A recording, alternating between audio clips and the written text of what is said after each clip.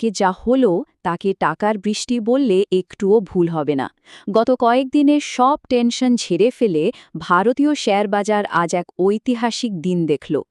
সেন্সেক্স আর Nifty এমন এক উচ্চতায় পৌঁছে গেছে যা এর আগে কেউ কখনো দেখেনি।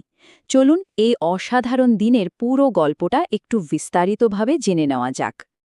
আজকের দিনের সবচেয়ে বড় আর সবচেয়ে গুরুত্বপূর্ণ খবর তো এটাই। এই যে সংখ্যাটা দেখছেন, এটা হলো মাত্র একদিনে বিনিয়োগকারীদের মোট সম্পদ বৃদ্ধির পরিমাণ, প্রায় ১৫ লক্ষ কোটি টাকা। হ্যাঁ, ঠিকই শুনছেন, বাজার খোলার মাত্র কয়েক ঘন্টার মধ্যেই বিনিয়োগকারীদের পকেটে ঢুকেছে এই বিশাল অঙ্কের টাকা।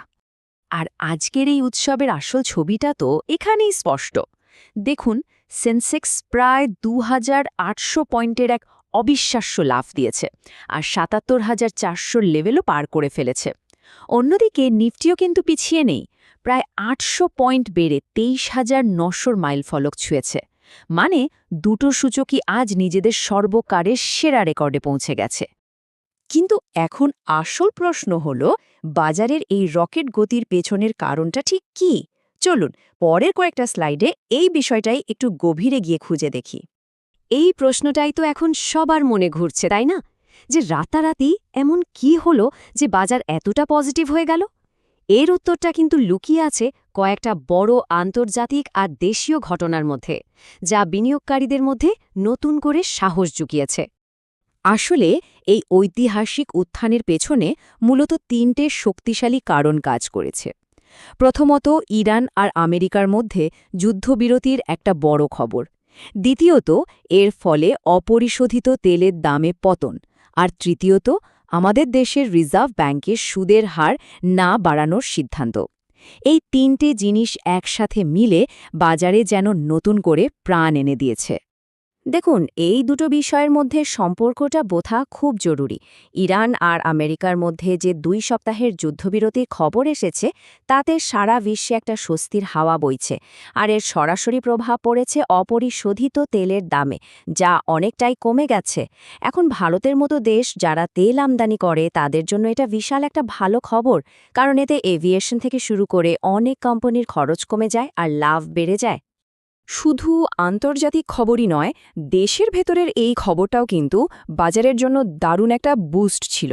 ভারতীয় রিজার্ভ ব্যাংক যখন জানিয়ে দিল যে তারা সুদের হার অপরিবর্তিত রাখছে, তখন বিনিয়োগকারীরা দেশের আর্থিক নীতির ওপর আরও বেশি ভরসা পেলেন।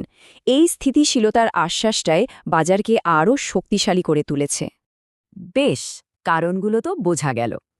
এবার চলুন দেখি এই উৎসবের দিনে ঠিক কোন সেক্টর আর কোন স্টকগুলো বিনিয়োগকারীদের মুখে চড়া হাসি ফুটিয়েছে। এখানে তাকালেই ব্যাপারটা একদম পরিষ্কার হয়ে যাবে। যদিও পুরো বাজারই সবুজে ভেসেছে, কিন্তু দিনের আসল তারকা ছিল দুটো সেক্টর, ব্যাংকিং আর এভিয়েশন। এই দুটো ক্ষেত্রে যারা বিনিয়োগ করেছেন, তারা অসাধারণ লাভ পেয়েছেন। আর যদি একদম নাম ধরে বলি, তাহলে এই লিস্টটা দেখুন। IndiGo, Bajaj finance, HDFC bank, L&T এবং আদানি পোর্টসের মতো বড় বড় স্টকগুলো আজ বিনিয়োগকারীদের সম্পদ কয়েক গুণ বাড়িয়ে দিয়েছে। বিশেষ করে এভিয়েশন সেক্টরে ইন্ডিগো আর ব্যাংকিংয়ে এইচডিএফসি ব্যাংক তো আজকের দিনের শো স্টপার ছিল। আজকের এই আলোচনা শেষ করার আগে এই বিপুল আনন্দের মধ্যেও বিনিয়োগকারীদের জন্য কিছু জরুরি কথা মনে করিয়ে দেওয়াটা খুব দরকার। দেখুন, এই কথাটা কিন্তু সব সময় মনে রাখা উচিত। আজকের দিনটা নিঃসন্দেহে অসাধারণ, কিন্তু শেয়ার বাজার সবসময় খুব পরিবর্তনশীল। তাই আবেগের বশে হুট করে কোনো সিদ্ধান্ত না নিয়ে যে কোনো বিনিয়োগের আগে অবশ্যই একজন বিশেষজ্ঞর পরামর্শ নেওয়া উচিত। আর সবশেষে একটা প্রশ্ন রেখে যাচ্ছি। আজকের এই রেকর্ড ভাঙা দিনের পর বাজারের ভবিষ্যৎ গতিপথ কী হতে পারে?